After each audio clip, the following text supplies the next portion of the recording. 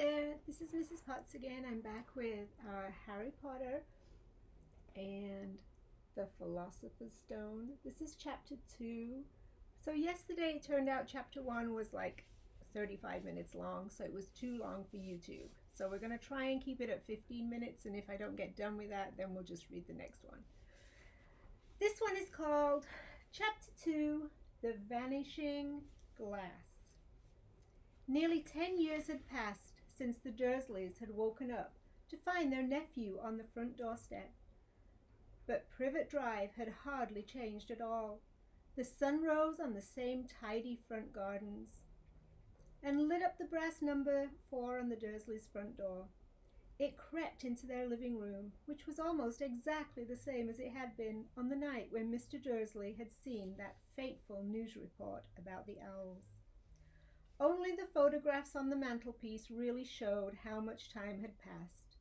10 years ago, there had been lots of pictures of what looked like a large pink beach ball wearing different colored bobble hats. But Dudley Dursley was no longer a baby, and now the photograph showed a large blond boy riding his first bicycle on a roundabout at the fair, playing a computer game with his father, being hugged and kissed by his mother. The room held no sign at all that another boy lived at the house too. Yet Harry Potter was still there, asleep at the moment, but not for long. His Aunt Petunia was awake, and it was her shrill voice which made the first noise of the day. "Up! Get up, now!" Harry woke with a start. His aunt rapped on the door again. "Up!" she screeched. Harry heard her walking toward the kitchen, and then the sound of the frying pan being put on the cooker. He rolled onto his back and tried to remember the dream he had been having. It had been a good one. There'd been a flying motorbike in it. He had a funny feeling he'd had the same dream before. His aunt was back outside the door. "Are you up yet?" she demanded. "Nearly," said Harry. "Well, get a move on. I want you to look after the bacon, and don't you dare let it burn. I want everything perfect on Duddy's birthday." Harry groaned. "What did you say?" his aunt snapped through the door. "Nothing, nothing." Dudley's birthday? How could he have forgotten? Harry got slowly out of bed and started looking for socks. He found a pair under his bed, and after pulling a spider off one of them, put them on. Harry was used to spiders, because the cupboard under the stairs was full of them, and that was where he slept. When he was dressed, he went down the hall into the kitchen. The table was almost hidden beneath all Dudley's birthday presents. It looked as though Dudley had got the new computer he wanted, not to mention the second television and the racing bike. Exactly why Dudley wanted a racing bike was a mystery to Harry, as Dudley was very fat and hated exercise, unless of course it involved punching somebody. Dudley's favorite punch bag was Harry, but he couldn't often catch him. Harry didn't look it, but he was very fast. Perhaps it had something to do with living in a dark cupboard, but Harry had always been small and skinny for his age. He looked even smaller and skinnier than he really was, because all he had to wear were old clothes of Dudley's, and Dudley was about 4 times bigger than he was. Harry had a thin face, knobbly knees, black hair, and bright green eyes. He wore round glasses held together with a lot of sellotape, because all the times Dudley had punched him on the nose, the only thing Harry liked about his own appearance was a very thin scar on his forehead, which was shaped like a bolt of lightning.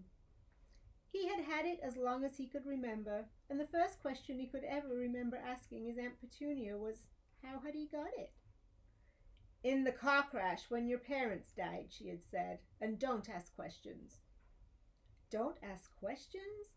That was the first rule for a quiet life with the Dursleys. Uncle Vernon entered the kitchen as Harry was turning over the bacon. "Comb your hair," he barked, by way of a morning greeting. About once a week, Uncle Vernon looked over the top of his newspaper and shouted that Harry needed a haircut.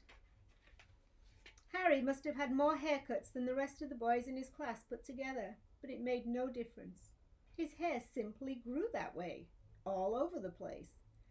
Harry was frying eggs by the time Dudley arrived in the kitchen with his mother. Dudley looked a lot like Uncle Vernon. He had a large pink face, not much neck, small watery blue eyes, and thick blonde hair that lay smoothly on his thick, fat head. Aunt Petunia often said that Dudley looked like a baby angel. Harry often said that Dudley looked like a pig in a wig. Harry put the plates of eggs and bacon on the table, which was very difficult as there wasn't much room. Dudley, meanwhile, was counting his presents. His face fell. 36, he said, looking up at his mother and father. That's 2 less than last year. Darling, you haven't counted Aunt Margie's presents. See, it's here under the big one from Mummy and Daddy. All right, 37 then, said Dudley, going red in the face. Harry, who could see a huge Dudley tantrum coming on, began wolfing down his bacon as fast as possible, in case Dudley turned the table over. Aunt Petunia obviously scented danger too, because she said quickly, "And we'll buy you another 2 presents while we're out today. How's that, Popkin? 2 more presents. Is that all right?" Dudley thought for a moment. It looked like hard work. Finally, he said slowly, "So, I'll have 39, sweetums," said Aunt Petunia. "Oh," Dudley sat down heavily and grabbed the nearest parcel. "All right, then." Uncle Vernon chuckled. "Little Tyke wants his money's worth just like his father. Attaboy, Dudley." He ruffled Dudley's hair. At that moment, the telephone rang, and Aunt Petunia went to answer it, while Harry and Uncle Vernon watched Dudley unwrap the racing bike, a cine camera, a remote control aeroplane, 16 new computer games, and a video recorder. He was ripping the paper off a gold wristwatch when Aunt Petunia came back from the telephone, looking both angry and worried. "Bad news, Vernon," she said. "Mrs. Figg's broken her leg. She can't take him." She jerked her head in Harry's direction.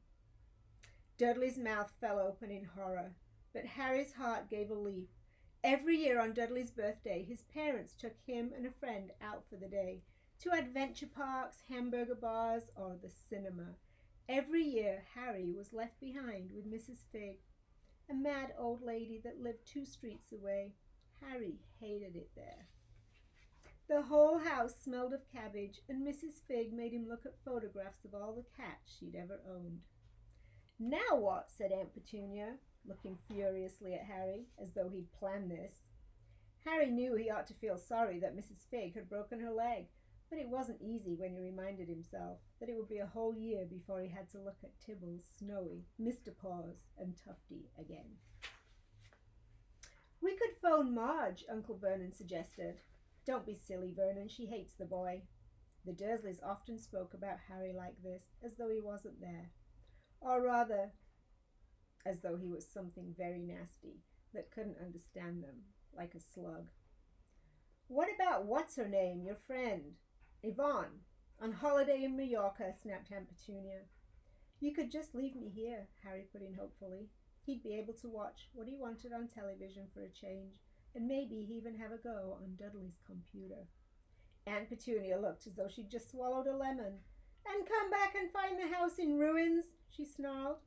"I won't blow up the house," said Harry, but they weren't listening. "I suppose we could take him to the zoo," said Aunt Petunia slowly, "and leave him in the car." "That car's new. He's not sitting in it alone." Dudley began to cry loudly. In fact, he wasn't really crying. It had been years since he'd really cried, but he knew that if he screwed up his face and wailed, his mother would give him anything he wanted. "Dinky Durhams, don't cry. Mommy won't let him spoil your special day," she cried, flinging her arms around him. "I don't want him to come," Dudley said, between huge pretend sobs. "He always spoils everything." He shot Harry a nasty grin through the gap in his mother's arms. Just then the doorbell rang. "Oh, good Lord, they're here," said Aunt Petunia frantically. And a moment later, Dudley's best friend, Piers Polkiss, walked in with his mother. Piers was a scrawny boy with a face like a rat. He was usually the one who held people's arms behind their back while Dudley hit them. Dudley stopped pretending to cry at once. Half an hour later, Harry, who couldn't believe his luck, was sitting in the back of the Dursleys' car with Piers and Dudley on the way to the zoo for the first time in his life. His aunt and uncle hadn't been able to think of anything else to do with him, but before they left, Uncle Vernon had taken Harry aside. "I'm warning you," he had said, putting his large purple face right up close to Harry's. "I'm warning you now, boy. Any funny business, anything at all, and you'll be in that cupboard from now until Christmas." "I'm not going to do anything," Harry said honestly. But Uncle Vernon didn't believe him. No one ever did. The problem was, strange things often happened around Harry, and it was just no good telling the Dursleys he didn't make them happen. Once, Aunt Petunia, tired of Harry coming back from the barber's looking as though he hadn't been at all, had taken a pair of kitchen scissors and cut his hair so short he was almost bald, except for his fringe, which she left to hide that horrible scar. Dudley had laughed himself silly at Harry, who spent a sleepless night imagining school the next day, where he was already laughed at for his baggy clothes and sellotape glasses. Next morning, however, he got up to find his hair exactly as it had been before Aunt Petunia had sheared it off. He had been given a week in his cupboard for this, even though he had tried to explain he couldn't explain how it had grown back so quickly. Another time,